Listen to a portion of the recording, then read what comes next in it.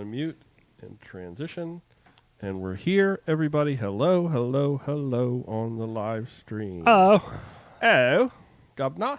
Are you there, Joey? Well, we had On the live stream? We had two people listening, and then it just went away. Well, they heard me talking about butt cream. Let me make sure we've got this working. That's working. Hopefully everybody can hear us okay. I am going to hit the button to record the podcast, Joey, and we will start right away. Because it's already almost 9 o'clock, 8 o'clock. Let's roll. Hey, everybody, I'm Brian. I'm Joey. Welcome to the Maryland Fishing Line, episode 21. What episode did you join in? I want to say 6. 6 or 7 or something like that? I realize it's actually been a while. Yeah. We've been doing this a long time now. Yeah. Today is Tuesday, October 13th, 2020. This is a podcast where we talk about fishing throughout the great state of Maryland. The Maryland Fishing Line is a production of the Angler magazine, Chesapeake Edition. How are you doing this week, Joey? I am doing great. I meant to say it on the bike podcast. I'm actually pretty sore from actually full on kayaking Sunday. Like paddle kayaking? Paddle kayaking. With a paddle? With a big old paddle? Mucho respect to the people without pedal drives, because you heard me complaining to you. I was like, oh my God. I knew that from the Called my dad and talked to me. I was like, I don't know how you do it. Okay, before we get too deep, though, I want to run through our sponsors and say thank you to them. Waterfront Marine in Edgewater, Maryland, a dealer in Robalo Fishing Boats, Chaparral Pleasure Boats, and Bennington Pontoon Boats. They just finished up their open house October demo days last weekend. Yeah, we should have went to that. Should have, because I think you just jump on a boat and go out and do some rock fishing. Oh, do you mind if I bring my rods? But, of course, anytime you need to see or talk to them about any of those boats, you can do so. You can find out more about them at their website at waterfrontmarine.com, JMJ Firearms in Mechanicsville, Maryland. Joseph, I talked to him over the last week. They have got some really, really cool stuff going on. He's opening up a whole training center there in the shop. And a part of it, it's real live because you're going to have to actually guard the empty part where they busted down the wall. So it's simulation. Oh, so I was thinking the Robalos. No, JMJ Firearms, Mechanicsville. So yeah, he's got a whole like simulation thing that's going on, and he invited us, Joey, to go over and try it out. Are you serious? Yeah. So we should go. Man, give that a shot. That's only Mechanicsville. Yeah, it's like right across the. This bridge. Monday would have been a good day. It's gross out. Oh, yeah, it would have been. I am back. But it does sound super cool. It's like a simulated trainer thing. You can do a whole bunch of different scenarios, and I know that would be a lot of fun. I want to find out some more about it. I'm actually thinking about having Joseph come on here and tell us a little bit about it. Yeah. Modern Air HVAC in Mechanicsville, Maryland. Robin Cavallaro, Remax One. She is down in Jamaica right now. I'm seeing her posting a whole lot of pictures of her fancy time down in Jamaica. She is a fantastic real estate agent. She's going to come back like Michael Scott. With one bead in her hair. Stoney's Kingfishers in Solomons, Maryland. With the steel drums. I watched that episode the other night. Scotts Cove Marina, Deal Island, Maryland. Huntingtown Automotive in Huntingtown, Maryland. East Chesapeake in Dunkirk, Rosehaven, and Bowie, otherwise known as the Chesapeake Grill. You're going to find links to all of these folks in the show notes or the show description, depending upon how you're consuming this, either as a video live stream replay or as a audio podcast. Make sure to let them know you heard about them here. Anything going on in the live stream yet? Nope. Joey Sikorsky said evening. Quiet as a church mouse over there. Hey, let's get a little pitter-patter chatter going here. What do you think of that? Let's take a look at what's going on around the state in the world of fishing, Joey. All the rain from Delta is going to further cool water temperatures in the bay, rivers, and tributaries. My creek had been consistently last week still in like the mid-70s by the sort of afternoon window. Warm. Yeah, it was like 74, 75. I think I even saw a couple of 76 measures last week. But today, it was like 64, 65, 66. Solomon's was between 65 and 69. Yeah, well, I'm back up at the top. It's shallower water. The storms also can produce some stormwater turnover. Excuse me. The storm will also produce some water turnover mixing surface and bottom waters, and that's going to result in your fish being scattered and a little off of their normal patterns. So this does mean that underwater structure and the presence of bait fish is going to be that much more important and should help you locate fish. So the storm comes through, it kind of turns the water, and it kind of gets those thermoclines mixed up, and then the fish don't know where to be, and they get kind of scattered. Yep. So you really want to pay attention to your underwater structure and the presence of bait to find fish. What's going on striped bass, Joey? They're here, they're there, they're everywhere. Striped bass are obviously the prime target. I think that's probably why we haven't seen so many other species. Everyone's fishing for striped bass right now. Oh, that or they're gone. Yeah. Currently, bait's doing well, including Currently, baits doing well include umbrella rigs, tandem bucktails, jigs, and spoons right now for those folks out there. Tides have been crazy. Oh, Highs, absolutely. the lows, the low highs, the high lows. And it's really messed up the topwater bite in the shallows. But hopefully after everything settles down after this rain, it'll pick back up. And the bigger fall fish are showing up in places. Heard good reports of that. Yeah. My tides have been all over the map. I think last week Horrible. it was like It's the lowest low I've ever seen. they were so low, and the high tides were just not pulling any water back up. But today I went down to fish, and I still had an hour and a half to go to high tide, and I almost had a submerged pier. So crazy all over the map. But one of the things I noticed today with the rockfish when I was out fishing, the bait fish were back up in the creek. Yep. Like in a thick, heavy way. They were there, and that really turned the fish on. Bluefish, a few are still lingering around, and you might pick up a random fish or two as a bycatch when you're fishing for stripers, but they're pretty much on their way gone. Cobia, like we've been saying, cobia are basically almost out of the bay. There's still a few around the middle grounds, but the season is closed, so they need to be put back into the water. Let them go. Let them come back. Puppy drum are still being caught on the western shore in the lower Potomac and the Patuxent, and there are still some larger redfish in the middle bay. Look for them under schools of breaking fish in the main stem of the bay, but they are going to be fewer and fewer of them and further between. Probably not a great idea to spend your efforts targeting them right now. I have seen a couple decent ones caught like around the Bay Bridge this weekend. Really? Yep. Okay. So like I just maybe haven't been targeting them. You know, it's just, you talking about the puppies or the redfish? Everything like that. Okay. The puppy drums still seem to be around. Yeah. Oh, I mean the puppy drum, like I saw like a 20-incher north of the Bay Bridge. Yeah. On the Insta from my friend Jonathan. That's a nice fish. And then a couple more, just a couple creeks right outside of around Annapolis, the Magathie and all. Speckled trout. They are still part of our shallow water mix. The report says the numbers seem to be diminishing. Have you I feel like seen every that? time I've gone out to actually fish them up until this Sunday, I'm still catching large numbers. I caught one back up in the top part of the creek, which really surprised me last week. So. Yeah. Still good on the light tackle if you're fishing shorelines along the Potomac and Patuxent. You catch them with a mix of striped bass and what I call what do we call this? I'm calling it the slam down here now. Striped bass, speckled trout, and small red drum redfish. Puppy. Yep. Paddle tails and Wait a similar minute, stuff. a slam, don't you need 4? You need 3 for a slam. That's what I've always called it. It's like Okay. a hat trick. Hat trick, 3. Call it a hat trick. A slam is 4, though, isn't it? Is it? Yeah, I think a grand slam is 4. Oh, I can't read. Casting paddle tails. No, you be you. Call it what you want. I've always But we need to get our terminology right so that we're always on the feel same like page. you might need a bluefish to make a slam. There you go. I hate bluefish. Paddle tails and similar soft plastics are very popular way to catch these fish. I'm just going to skip ahead real quick. Sorry, it's Spanish mackerel pretty much gone. Gone, baby. Gone, girl. Spot, otherwise known as rockfish candy bites, are hanging on and hanging out from the main stem to the rivers to the creeks. So it's weird. They're usually kind of gone by now or have moved to that deeper water, but they're still kind of hanging out.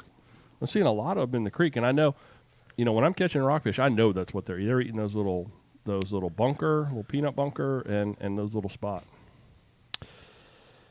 Oh, the good old white perch. White perch are making the last hoorah on the shallows of the creeks. Catch them now while you can because they're going to go deep soon. Bait fishermen and lure casters well, everyone will be successful, sounds like.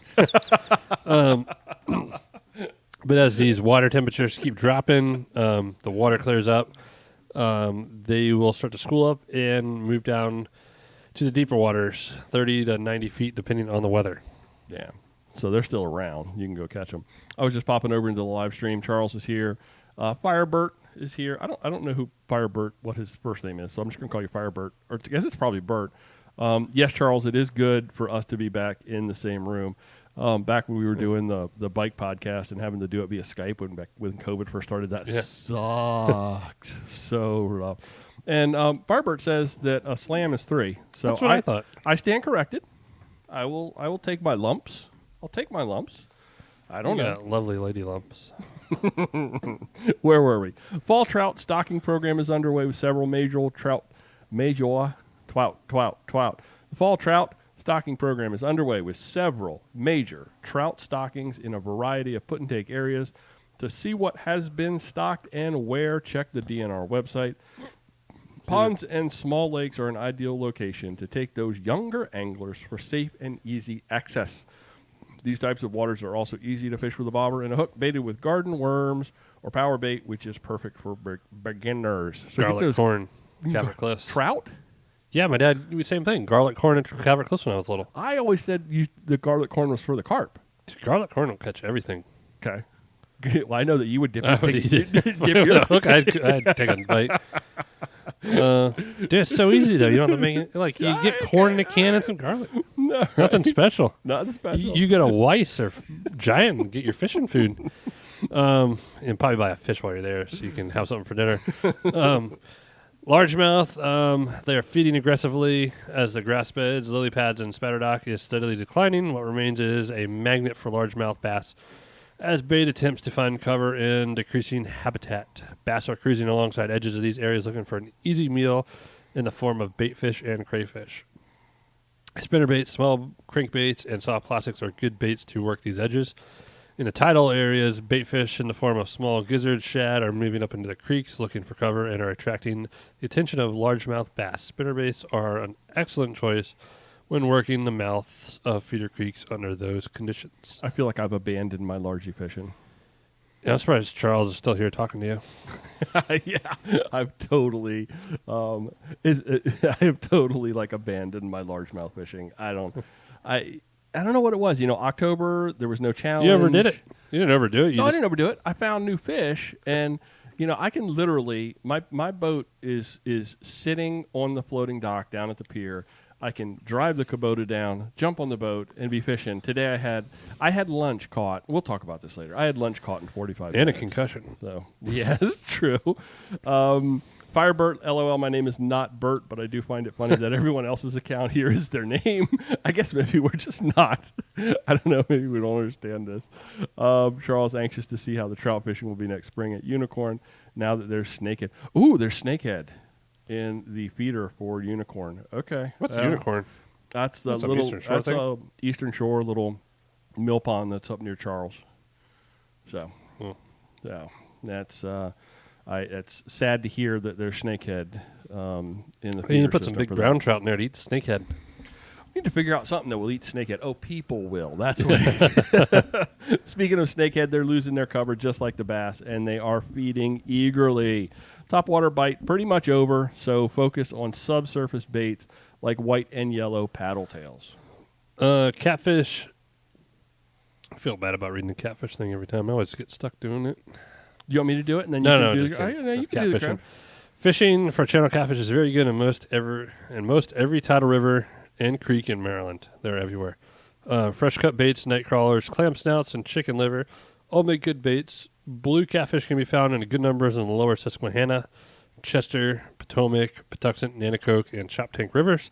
Other tidal rivers also hold expanding populations of blue catfish. I mean, if you want to fish through the winter, catfish is your game. Oh yeah, you know that's just the deal. I want to take a big old surf ride down the tidal basin. I want to go. Catch a monster. We were talking about traveling.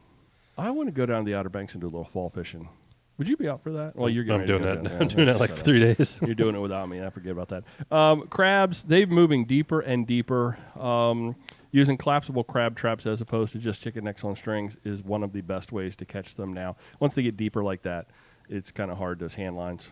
You need something that'll snatch that crab up because crabs are dropping off before they can be netted, and large numbers of sooks are being reported as well, which is a mature female crab, kind of like a cougar, Joey. Maybe that's what they should call it. Cougar crab. Cougar crab. Razor clams seem to be far outshining chicken necks as the 2020 recreational crabbing season winds down, although I did really well with chicken necks this year. That's my go-to. I bait my pots with perch if I've been able to catch them. Mm-hmm. And because I don't really go targeting perch, I will literally just catch them right off the pier. And if I catch them enough to, put in my pots, that's what I get. And it doesn't take many, 2 or 3 or 4, you're done. But I will catch numbers of them and put them in the freezer. But then as soon as that perch is gone, it's back to chicken necks because you can get them for $20 at 40 pounds at Nick's. That's a lot of chicken necks. It's a lot of chicken necks. And if you get really, really hungry, there's a little bit of meat on them. Just nibble away. Just nibble a little bit. They're really good after they've soaked in the river for about a day and a half. It's like a nice brine. Actually, you pull a crab pot that has had chicken necks in it, and the smell is horrific. And you pull a pot that's had perch in it, and it's like, I don't know, it just smells, I don't know, I don't mind that smell. Dead fish, I don't mind the smell of dead fish. I don't know Brine what that chicken is a different story. What's going on in live stream? Anything over here? Oh. Yeah, Charles has moved on to other outdoor ventures. It's time for hunting season, I know, but I'm going to stay on the fishing. Unicorn is the main hatchery over there. We're called for a few of the ponds that they raise the fish. So it's a hatchery. And he sees the truck in there loading up fish to go to other places. Wow, that would suck if they sucked some trout and sucked some snakehead out of there and just kind of started moving them around. Is that coming out of way. Unicorn Lake? Yeah. Oof, that would suck. That's bad news to hear that the snakehead. Oh, that's pretty far north. Hey, what are you drinking tonight, Joey? We didn't even talk about that. At the top Well, of the program. I finished my Sierra Nevada hazy little something IPA. I'm actually on a seltzer now. Because you had a couple of those with dinner. I started tonight on the other podcast with the Left Hand chocolate milk stout, right? Mm-hmm. Yep, which was delicious. And now I have moved on to a Sam Adams Oktoberfest because it is that time of year, I guess. It is. And I was telling you, I'm not really 100% sure that I've really had. Never been a big Oktoberfest kind of person. I got a 12-pack of that. It's actually really good. It's a Marzan. I really didn't know What's a Marzan? It's a type You of said it beer. earlier. It's a type of beer. I don't know beyond that, but it's good. Yeah, I like it. I like it. It's a nice October beer. Cheers, live stream people. Okay. Hey, Charles.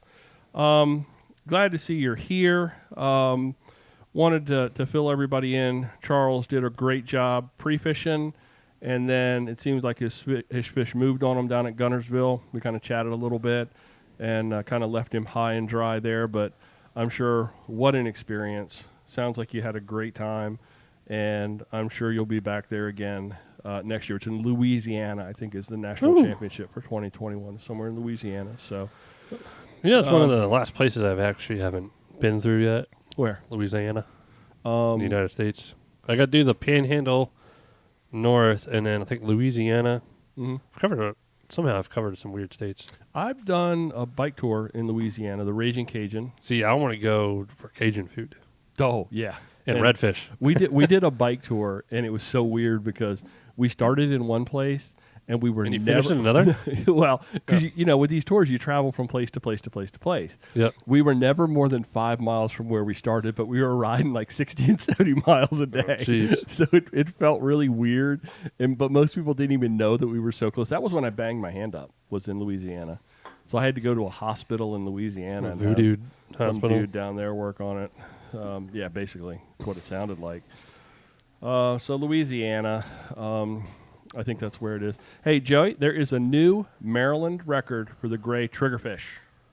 DNR has recognized Loden Liddick, and I've got a picture of this, and I'm going to put this up onto the live stream here so people can see this fish. How you like that? Look how fancy I am.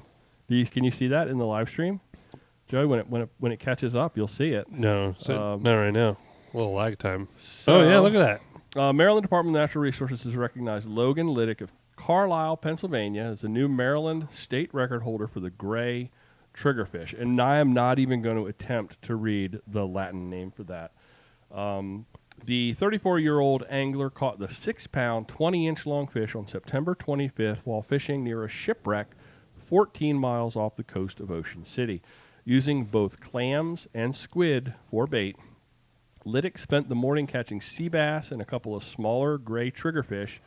After a few successful catches, his line took off. I love the way they write these reports. They're so colorful and so dramatic. His line took off. The triggerfish struck a clam bait on a 2-hook top-bottom rig. So that is, I think, the same thing that the pompano was caught on a couple of weeks ago. It was just a little top-bottom rig. There was a solid dead weight that said Liddick, "This is a good fish." Liddick's catch broke the previous record of 5.6 pounds held for almost a year by Ocean City resident Mike Galiffis. Okay. Staff at the Ocean City Fishing Center certified the weight. A Maryland DNR biologist verified the species. The state recognizes the gray triggerfish in its Atlantic division for state records. So is it a Maryland record? It is a Maryland record. Even though international waters are 12 miles?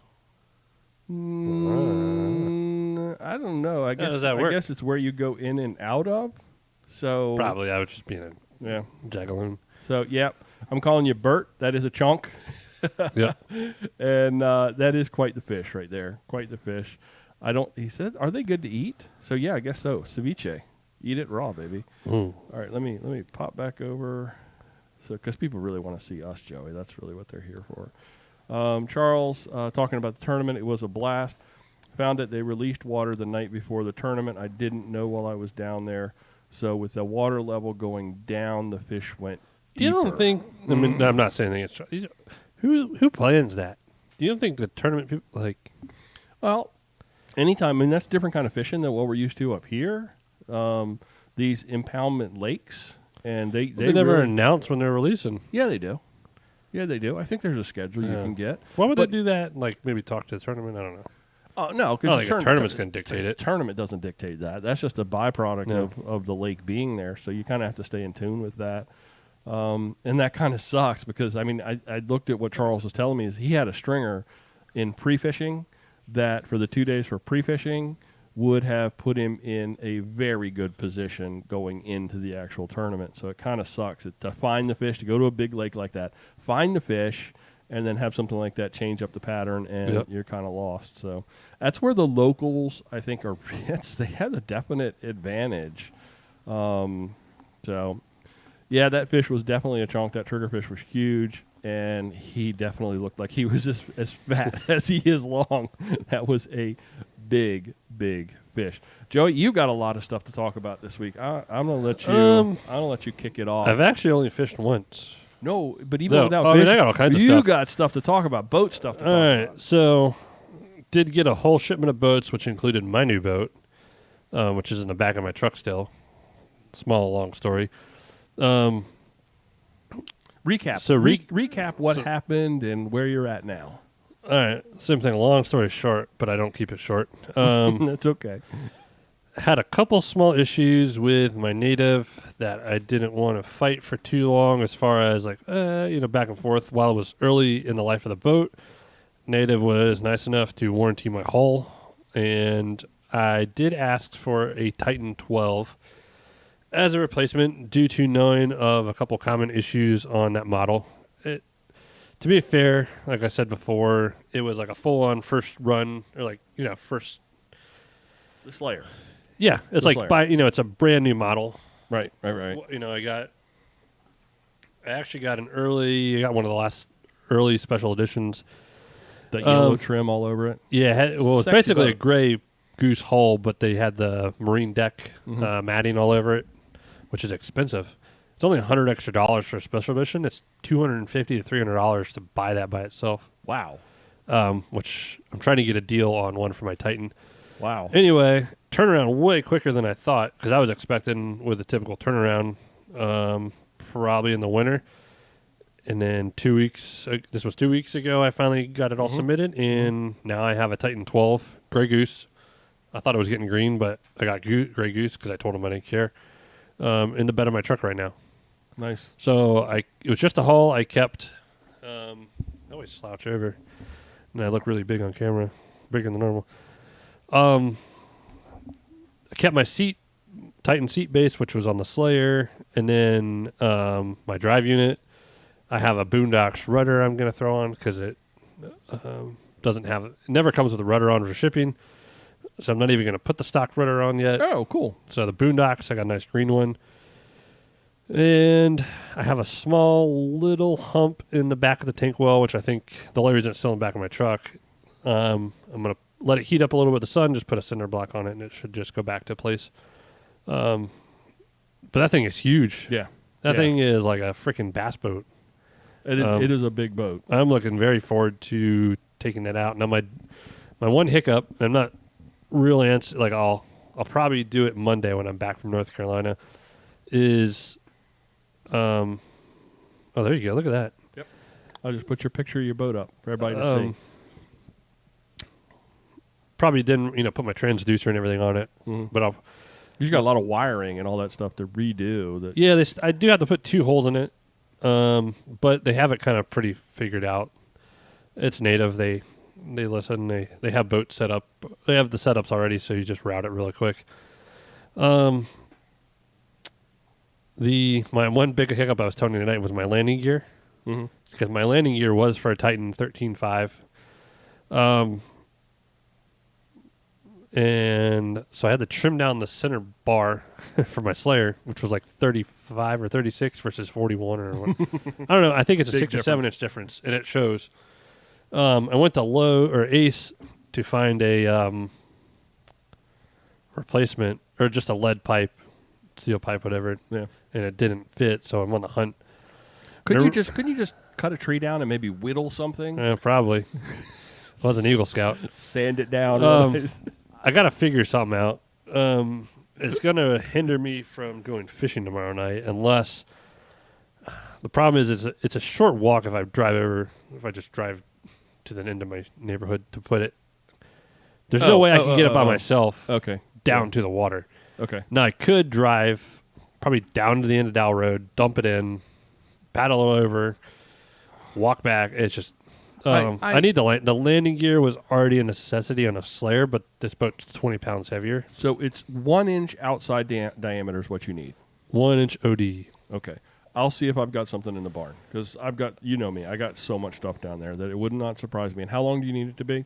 Maybe 45 inches so you can cut it to the rate? Just so I can cut it the right. Realistically, it'll probably be like 38. Okay. I just want a little extra to. Okay. All right. Because I think they sell it. Low or Ace was selling it in 45-inch sections. So yeah. Let me see what I got. I'll see what I got, and we'll try to do something about that. And I don't do too much rigging to my boat. I'll put that on there, or my Garmin on there. I got some little stuff. It doesn't.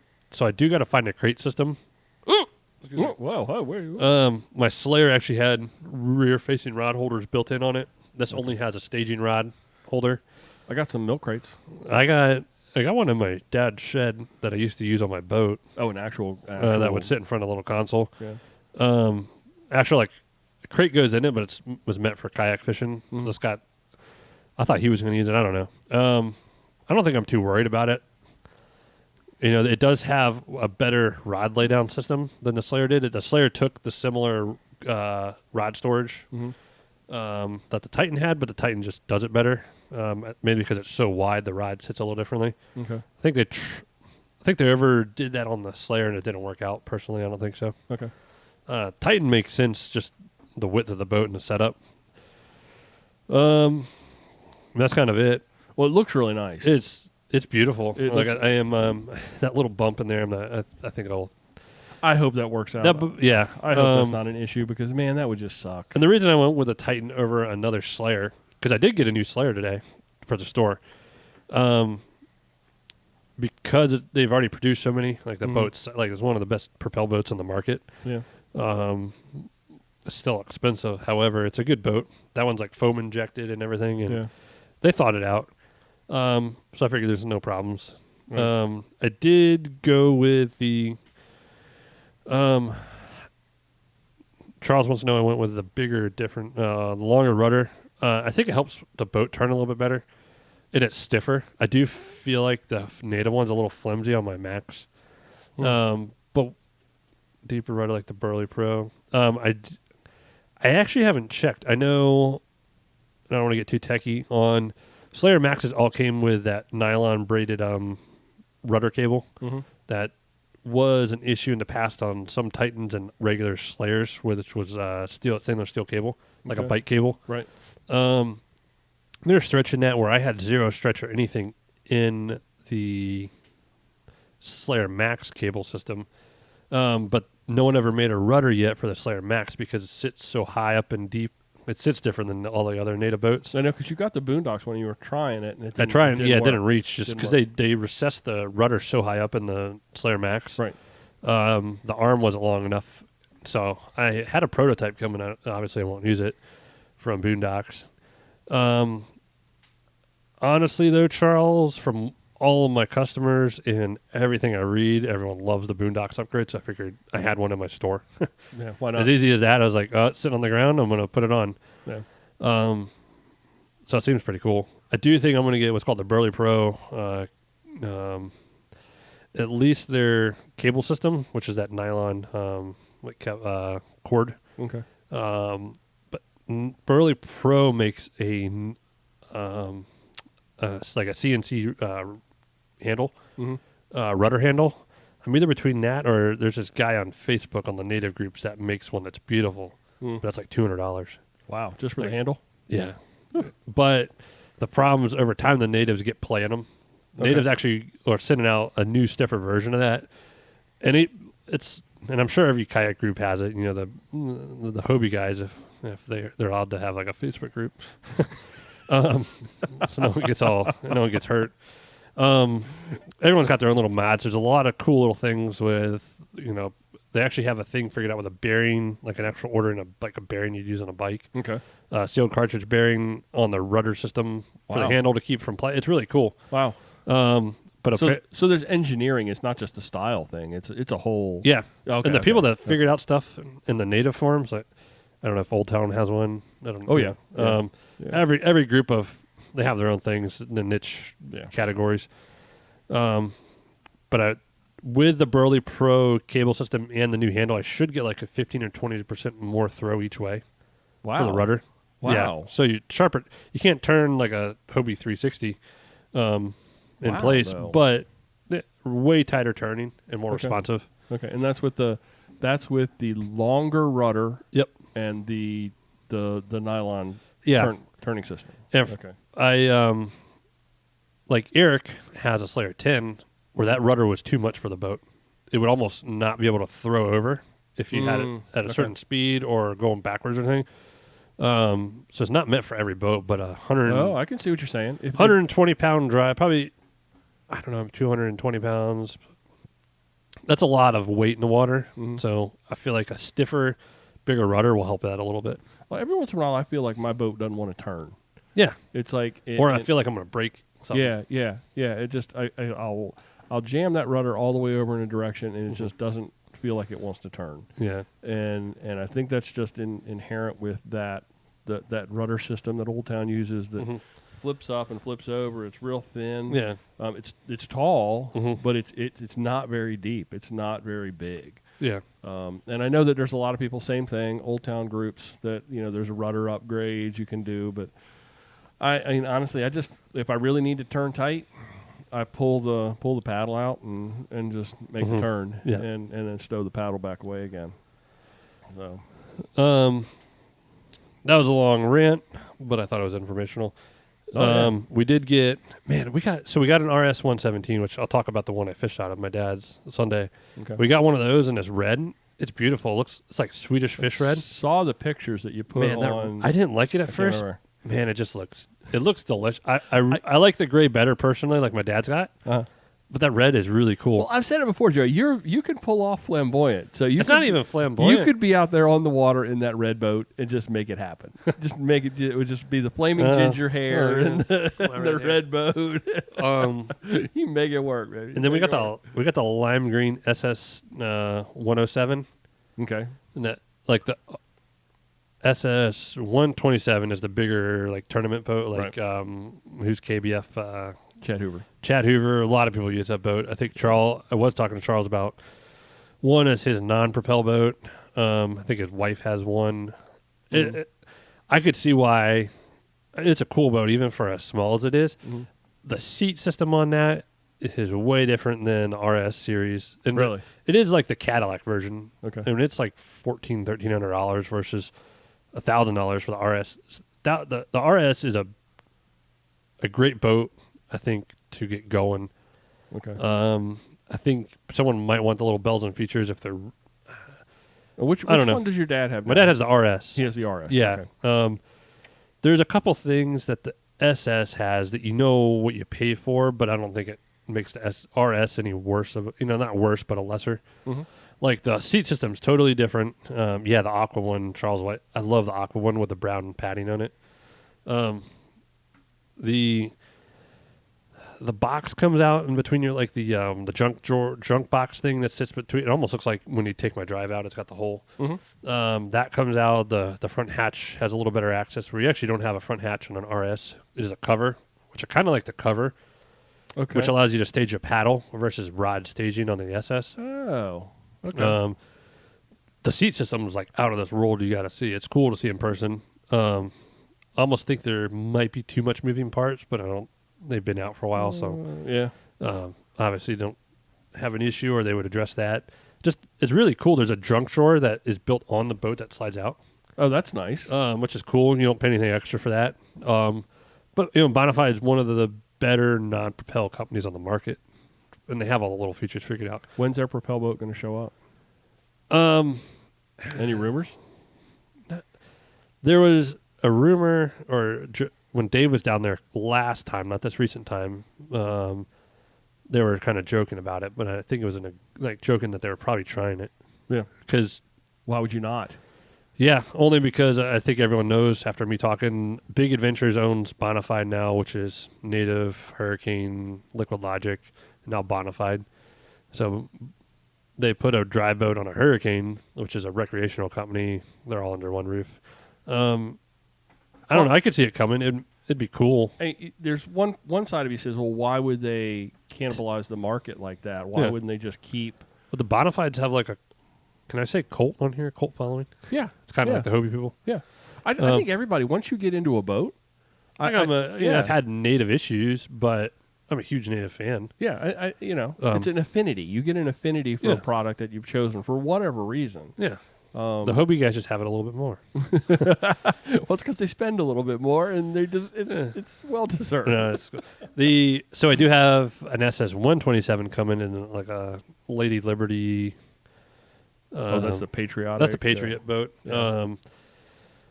Which I'm really excited to see. I think we get that in November. Okay. I've seen a couple different releases of that one, and I got a whole sell sheet book today for the first time. Okay. In my email, and I got a really cool boat that Native's doing.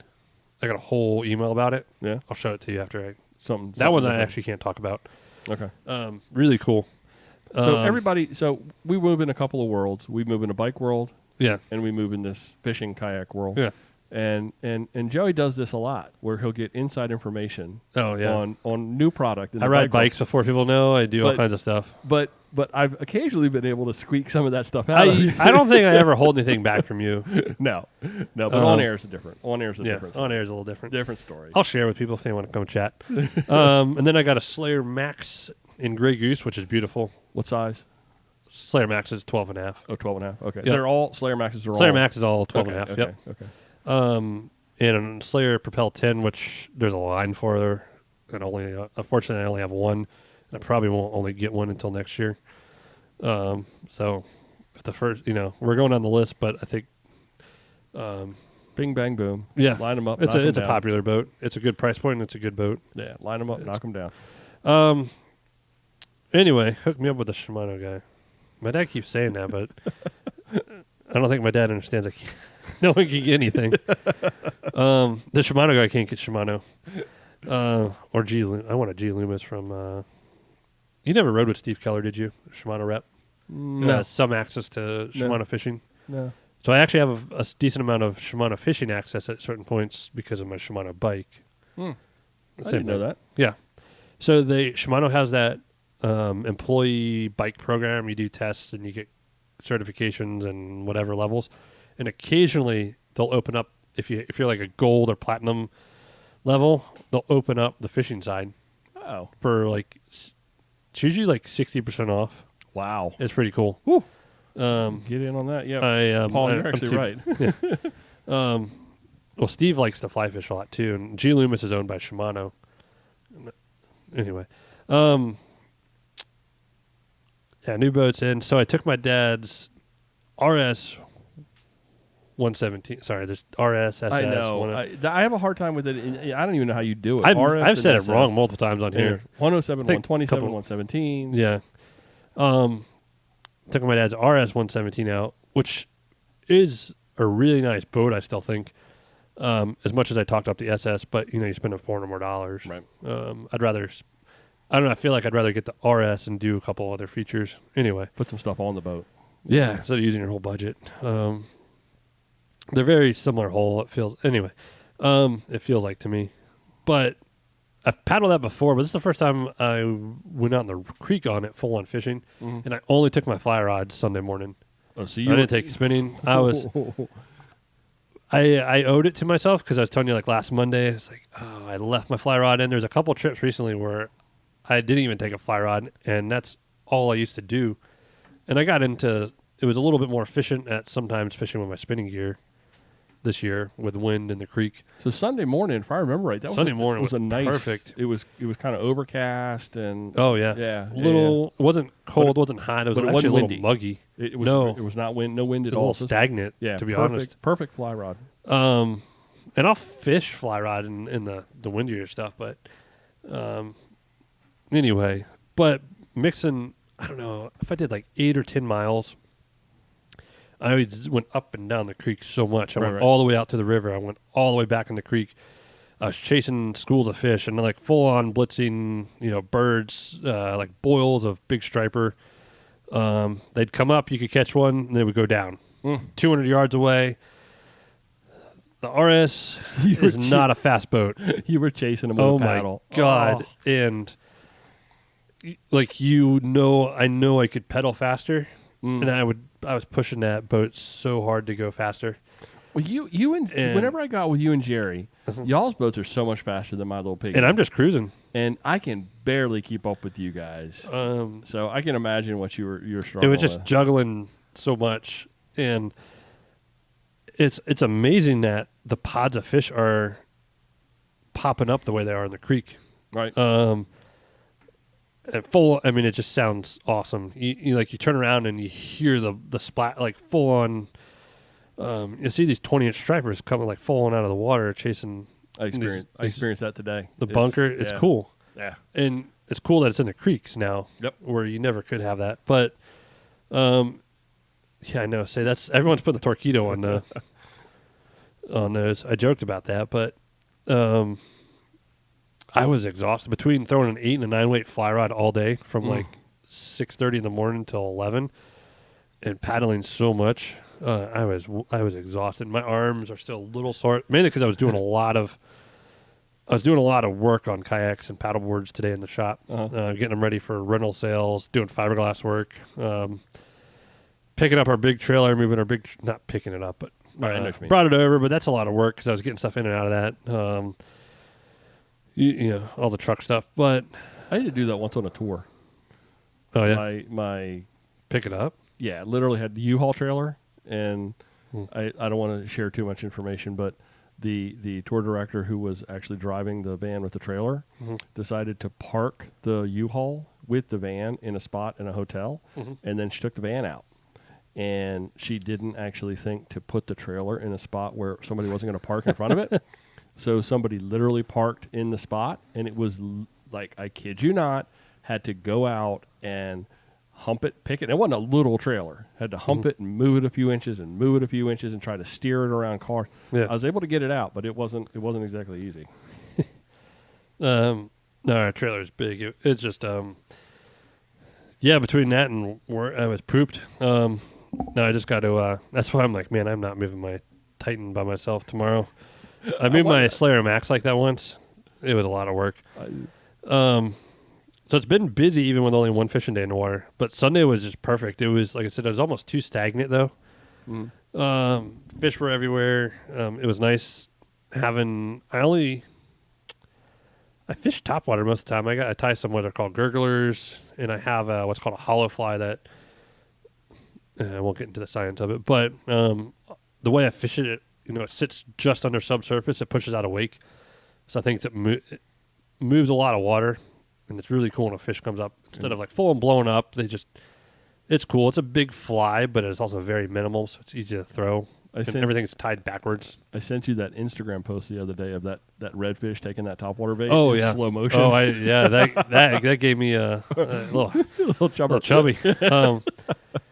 But yeah, it's kind of my wrap up. I'm hoping, so I leave for North Carolina Friday for a long weekend, and I'm actually taking a guide out Sunday with my best friend down there.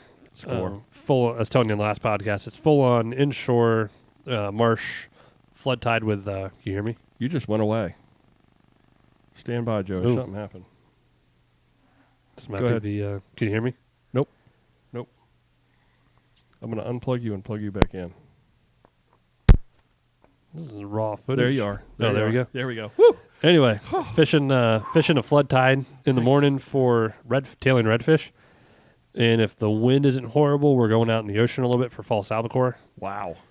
And we're in a flats boat too, so we'll see. That's what we're very weather dependent. You know what a flats boat, like a full on yeah. Three hefty. Well, Dan's not a hefty dude at all. I'm sure your guide will be. No, he's like kind of looks like me, a little bit bigger beard. So we're fishing out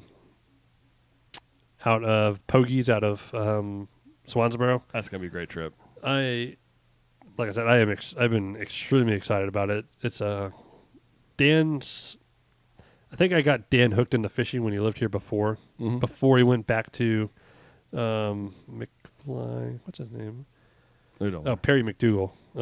Is who I'm fishing with. Okay. I got Dan into fishing when he was out here before he went back to California. Now he's back here, and I got him really into fly fishing.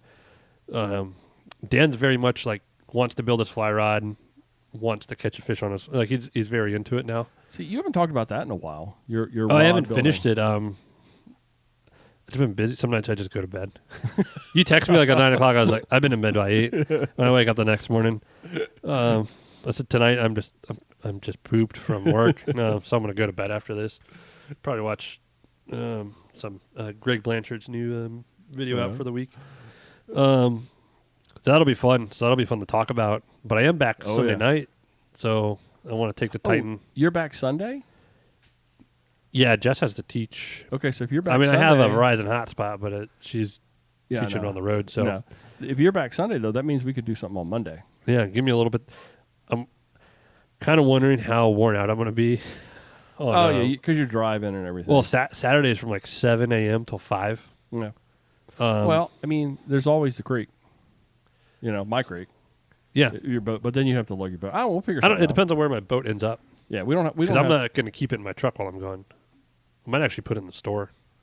Depends on my wheels. Depends on my boondocks. Right, because you're not taking the boat.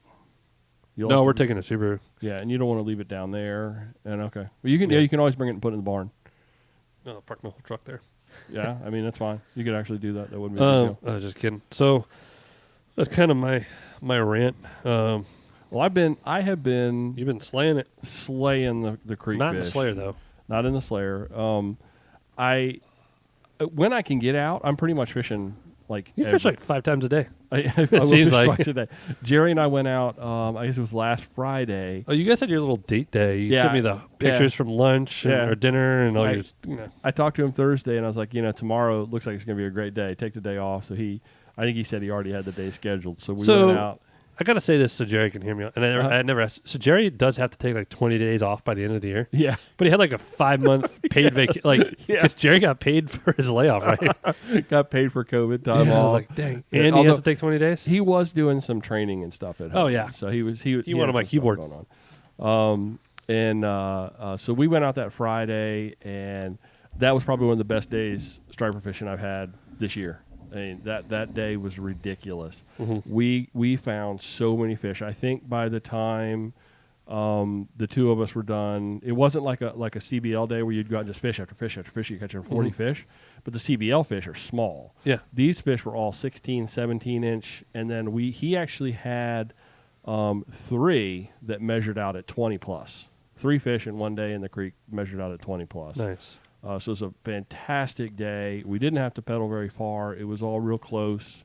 Down, crossing Veers, that little sandbar hump, and then my little cut that's right beside the pier where the creek kind of pinch points together. The fish were all stacked up in there. They were all stacked up on the little bar down there, and it was just fish after fish after fish. We fished till about 2:00, which I think was the tide turn, and went down to Hidden Harbor and had some harbor dogs. And then when I got back, he took off to go clean his fish, and I went back out in the creek. That's what I'm saying. and then I picked up my keeper fish for the day, so we had our rockfish bites that night, and just a fantastic day. But I think by the time the day was over, I'm pretty sure I had 30 plus fish by the time it was done. And I remember I was trolling the kayak by a guy's pier on the other side of the creek, and he had brought his boat in, and he'd been out fishing, and he was cleaning the boat, and then I was watching him cleaning fish, and he was standing out on the pier, and I rolled by, and I was like, "Did you do any good?" And he said, "Yeah, I had 2 that were keeper size and 2 throwbacks." I'm sitting there going, well, I had 25 fish in the creek, like basically had a 19-inch fish like 30 feet from where you're standing there cleaning your fish when you got off your boat. But oh well. And it's funny because I will roll by people that are bank fishing, and they'll holler out, and they'll be like, "What are you catching in the creek?" And I'll be like, "Rockfish." And they're like, "No, we just catch spot and perch." And I don't know what it is, but they don't fish for them.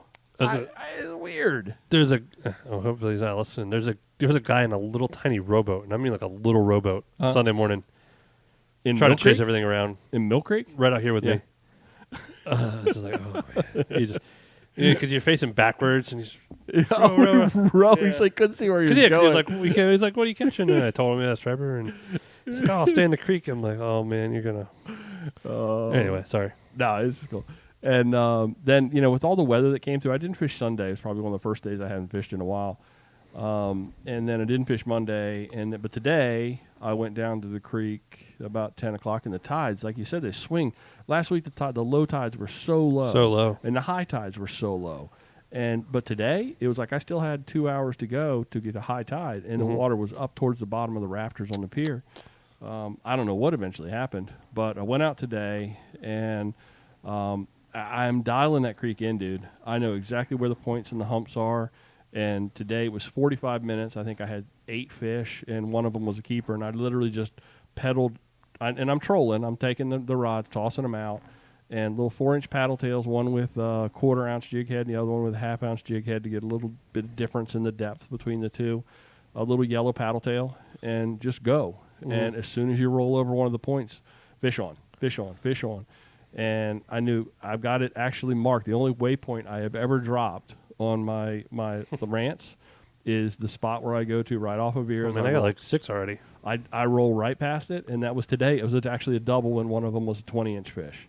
And it was, it turned around and went home because I was like, okay, it's 11 o'clock. It's time for lunch, and this is lunch. So fantastic day. And then this afternoon it kind of cleared up. But I did do something stupid today. I stepped onto, so the asphalt goes, there's a point at the end of my pier where the asphalt stops and the pier actually starts, and it's wood, and I need to pressure wash it, and it's on me, but I even know, be very careful. Be very, very careful when you step on that because it's angled down. Put my right foot right on that first piece of wood, and the feet went right out from under me. I'm holding my tackle crate in front of me, so I didn't, I had nothing to break my fall. Well, I decided to break the fall with the back of my head, busted it open, got all bloody, and kind of made a mess. But I still went out and caught fish. So never let anything like that stop you. I don't think I got a concussion. I talked to the doctor. Probably a great place to be in the water. Yeah, you have a concussion. Something goes wrong. I don't know. I just probably wasn't too smart. But I sat there for a minute, never blacked out, never saw stars, and anything like that. You sure you didn't black out? Maybe you blacked out and didn't realize you blacked out. Well, I guess you got a point there. You could actually. Inception. But I don't think. Maybe you're still blacked out. I don't know. It just. Do you remember how you got here? Yeah. Oh. Yeah, I do. There's some days I've driving home. I've didn't done know. that. I don't remember how I got home from Annapolis. I've done a couple times where I come back from delivering magazines and you're going down, especially like 231, coming from like Charles over to Kayak County, and you'll be going. I'm like, where am I?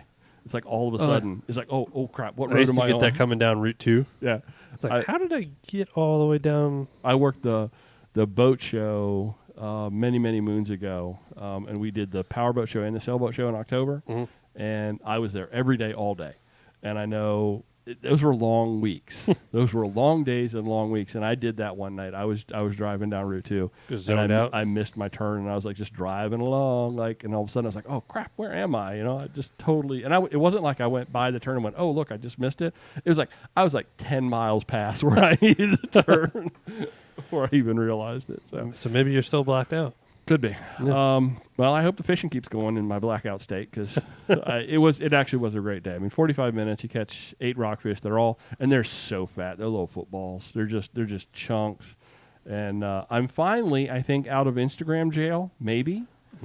Although I saw your picture pop up. No, I posted another picture today, and it told me I couldn't. I don't think it likes it when I put bang bang rockfish in there. Probably not. That's probably, I think, what it is, because it all started. It's called Boom Boom.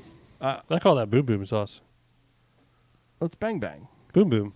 Boom Boom. I think a Boom Boom it would actually not like as much as Bang Bang. Bang Bang, Boom Boom. I actually think I'm just going to start calling them rockfish bites because that's become the go-to method to bring them in the house. So you take them, you fillet that fish, don't even scale it, chunk it up into little 1-inch chunks, roll it in some egg, roll it in some flour, roll it in some egg, roll it in panko, put it on a pan, into the oven it goes, no frying. Did you try air fryer yet?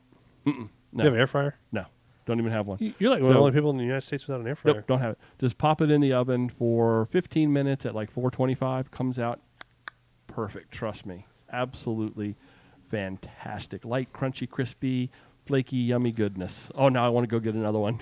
I'm so excited when I catch a keeper-sized rockfish now. So that's been me. That's what I've got going on. We've been going very long. Let's do our this or that's real quick, Joey. Let's do our this or that's real quick. So, Joey, it's the time of year when bears begin to hibernate. Did you realize that? It's that time of year. Yeah. So here are some bear fact-based this or that. Are you ready? I'm going to give you a little fact about a bear, and then I'm going to ask you what you would prefer.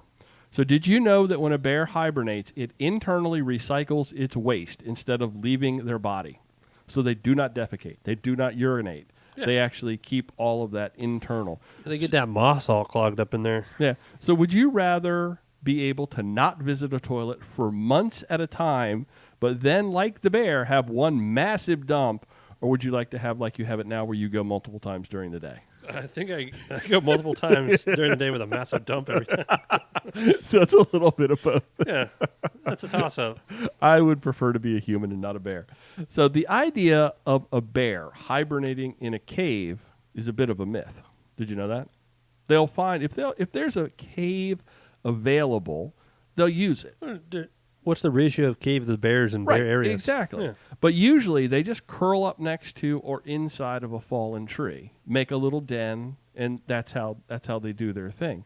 And large male bears have been known to just sit down and hibernate. They don't do any preparation. Can you imagine like walking through the woods? And like he's got that 1,000-yard stare, but he's not awake. Would you rather be able to just sit down anywhere and sleep, or have a nice, cozy, warm human bed? Generally, don't bears hibernate when it, like seasonally? Yeah. So here's my question: like you've seen The Revenant, and I brought Leonardo. I brought this up last time, maybe an hour ago. Why wasn't that bear hibernating? I don't. When they wasn't it a true story? It's a bit of a myth. They're still sort of in like a We don't know about bears right now. Wake State, I think. They had cubs. They actually give birth during hibernation. Ain't that the life? Yeah, Yeah, but they pop out and you have to take care of them. They kind of wake up and they pop out and so it's really a tough time for Mama Bear to. That's why she's always angry. I'm trying to sleep and I got these little things popping out of me. I'm not sure. Darn what kids they're running tiny around. and so that's a bit of a tough thing. So I just thought that was very interesting that a large male bear, and I think we qualify. I qualify as a large male bear. I ain't a little guy. Now, wouldn't it be nice to be able to just walk up and sit down and go to sleep? That's the dream. I kind of do that already myself anyway. Especially when I'm concussed. I think I'm sleeping right now. I told you. I was listening to a couple of podcasts. And they were talking about bear facts. And It's all we have, 2 bear this or that's. 2 bear this or that's. Do you have any this or that's that you want to toss out there? Anybody in the live stream want to participate? I think we've lost everybody in the live stream. Watching 2, 1. Oh, God. They're negative watchers. Oh, my God. There's an hour. I don't know, broke fishing kayak that is replaced with another broke fish. That's not broke. I can fix a broke fishing kayak. True that. I'm a good plastic welder. I think that your issue with that hump in the back of that boat, you'll be able to. Oh, that's fine. Plastic's malleable. Yeah, I think it'll be fine. I think that'll be awesome. Oh, that's what you were talking about. Yeah. What? Oh, broke fishing kayak. Broke fishing kayak or? Oh, I thought you were talking about like all the boats I'm fixing right now. I got a lot of plastic welding to do in the next couple days. Plastic welding's way harder than it looks. I'm sure it is. You will really screw up a kayak. I'm sure it is. It's a good thing to try it on a rental boat. Yeah, I can imagine. I can imagine seeing something like that just cave in. Oh, it caves in very quick if you're not really careful. If you're not doing it right. That right kind of temperature glaze on it. And, yep. Make it malleable But anyway, you know what you're doing with it. So. Sometimes. I I only had the 2 bear themed, bear fact based this or that's, and I just wanted to talk about bears for a little bit. Oh, the second part is you already went through. Yeah. Large male bears just sit down. Would you rather be able to just sit down and go to sleep, or I'd love that. that would really be awesome, just to be able to like flip a switch, and sit down and go to sleep. I never thought about that. I mean, I just for some reason I'm not a hunter. So I'd never really thought about bears and hibernation and what it really looks like, and just curling up in a log and going to sleep, or because you always have this idea of the cave. Yeah, the bear gets in the cave. Well, you're absolutely right. How many caves are there? We probably have a good amount of sportsmen listening to this, and most not anymore. Fishermen, they're all gone. I mean, most fishermen, a good chunk of them hunt, but I don't see the appeal of hunting bears. No, me either. Do you eat bear? I'm very much, if you're going to kill it, you got to eat it. Don't think so. I'm not sure. I mean, it's not like freaking Tread Barta out there with a longbow. Yeah, you ever watch that? No. Tread Barta would shoot bears with bows. We'd have a guy with like a 336 behind him. Yeah, I feel like that would just piss the bear off. That's the last thing I think you want to do. I'm going to throw a little stick at you and piss you off, and then I don't know. Anything else, Joey, before we wrap it up? How's it going over on the Facebook group? It's been kind of quiet. Just been I need to been busier than I thought. Yeah, I need to post some stuff. I found I was like bouncing around the other day, and I was on Fish. You remember? Holy Fish? Cow! And I'm still golfing Joe 24 on there. Yep, I found a post from 2009 by Golfin' Joey, looking for somebody to create or if there was a Southern Maryland kayak anglers fishing club or group or something. Man, I got to reread some of the crap I wrote. I was like, oh, this has been brewing in Joey's Is it brewing? Yeah. You found me on there. Oh, yeah. Yeah, I don't know what happened. It's like one of the top posts if you go into the kayak fishing group because somebody recently followed up on it, I think this year. Yeah. Me and Bill were somewhat active. Bill's Istilosaurus, which is Latin for catfish. On there, Bill was I think Bill moved. He was one of the biggest kayak fishermen around here. I know him. He was always fishing buzzes, the river, and he was like a CBL scientist, so he was very, very detailed in his reports, which was really cool. Oh, nice. And I still go back and try to reread them. The fishery's changed so much since then, but I'd like to reconnect with him. Well, I went and looked at that site because I found it through a search, and I was just bouncing around through it. It's so hard to follow forum systems anymore. It's crazy how we used to do that. I don't know how anybody actually communicated with anybody else on there. I used to be in a shooting forum group, and man, tough. And I know the Tacoma World thing that Jerry does is real big. So. Man, I look up my name. There's one called Fly Anglers Online. That I was another thing. It was similar to Titlefish. Man, I had a lot of random. I gotta read that. Who owns Titlefish now? I bet you Brandon still does. Brandon lives in Half Moon Bay now, though. But if you look at like all of the about stuff and everything, it's all like a lot of the links are dead. And Kayak Fishing Club. None of it works, and he is a huge cyclist now. I didn't know that. So me and him did some connecting like way back in this day, because he lived in Easton, Mm-hmm. And we're a couple of dudes that fly fished and rode bikes. And I'm kind of bummed that he lives out there now. And especially when I had that short stint in Easton. And I was He's a good guy. I'd always ask him for some spots and stuff over there. Yeah, he was a good guy. Firebird chimed in and said, people that hunt bears do it for bragging rights and maybe a rug. Yeah, I mean, that's what I don't 99% of people see. I don't know. I'm kind of weird with that stuff. Not my world. Not my world. More power to you, though. Everybody out there that does it. More power to you. Oh, yeah, hold on. I was thinking, since I hear about all the time at work, how come we don't have a kayak fishing club down here? Down her. Oh, you're reading your post from Titlefish? I think it would be cool if we all got together maybe once a month. We're down here to talk and look at stuff. I know there are some on the Eastern Shore and down in VA. Just curious if it would be nice. And we could share some yak ideas and layouts and where to fish / launch with ease. Maybe do some paddles and switch boats or equipment to try stuff out. Kind of like a demo. Just kind of threw this together, but thought it would be fun. Joey. And then, Bill was the first one. That was like 11 years ago, dude. Yeah. Is there a club that meets in Blue Haven and Ridge? Thought that was a Hopi club. Legitimately. Jazz concert. How many else? Joe. How many others were out there at the time? Not many. Yeah. Fishwood. I forgot who's stupid. It's funny because I know these guys, but I'm trying to remember their name. Like, I'm going to send you back down a Titlefish. I don't know how you can actually. The font is so small. I can't do anything. So. New Torquedo back in 2000. That's 2019. Yes, I told you some. This has popped back up. Yeah, I told you. That's why I found it. 8/9/2020. Yeah, it's like it. I don't not know that long ago. Well, Joey's reminiscing on. I would be interested in a Southern Maryland kayak fishing club. That was recently. Yeah. Well, last year, or no, August. This is August. 2020. There was one in 19.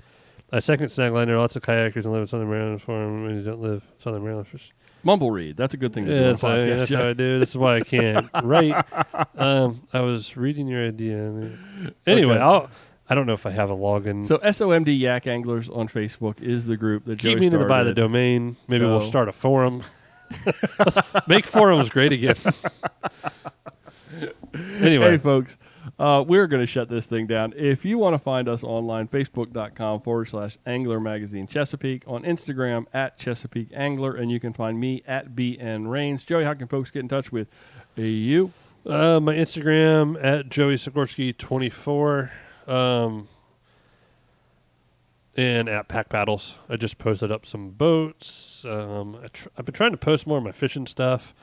Sometimes I just social media got to shut it off. If Instagram ever lets me post anything again. Yeah. YouTube.com/Chesapeake Angler. And, of course, you can read the e-magazine online at ChesapeakeAnglerMagazine.com. Or, ChesapeakeAnglerMag.com. One more check of the live stream. Firebird, it's a weird macho thing talking about the bears. And Sean actually posted in and said, I think I've seen that post that you're talking about on Titlefish.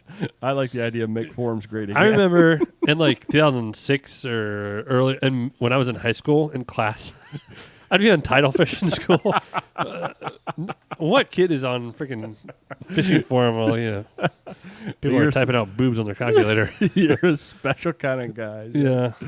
All right. Anything else? We're going to call it quits? No. Right. Now I'm going to go through Titlefish all the night. Okay, Thanks. everybody. Hey, thanks for joining us on the live stream. everybody over there. Charles, Paul, Sean was there, Firebert, some other folks I think were in there along the way. We appreciate that. Thanks for listening, and we will be back again next week. Until then, love you, bye. Love you, bye.